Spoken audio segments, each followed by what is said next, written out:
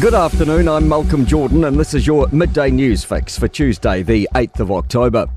A Christchurch man in his 70s has appeared in court charged with murdering a woman in her Mount Pleasant home. A woman's body was found at a property on Mount Pleasant Road about 5 p.m. yesterday. Jamie Cunningham reports. The man appeared before Judge Mark Callaghan this morning. He's been granted interim name suppression and remanded in custody without plea for 2.5 weeks.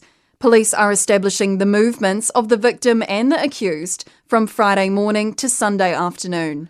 A question mark over replacing naval vessel Manawanui, which sank off Samoa on Sunday after hitting a reef and catching fire. A court of inquiry will establish what happened.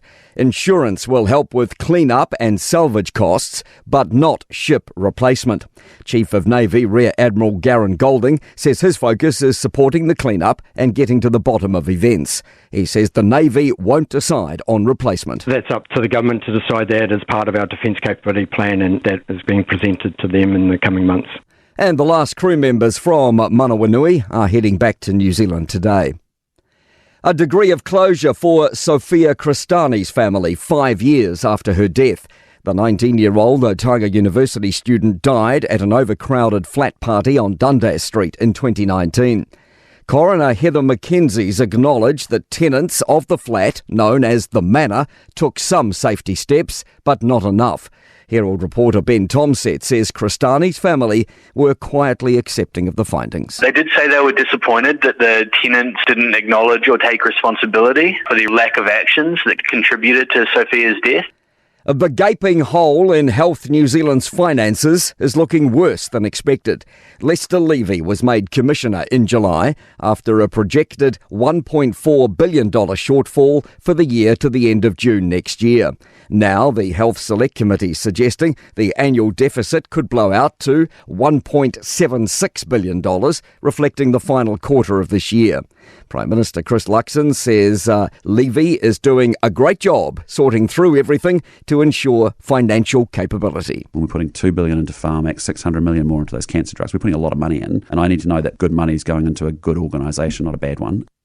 Police are continuing to assess the first credible sighting of Marakopa man Tom Phillips and his 3 children together.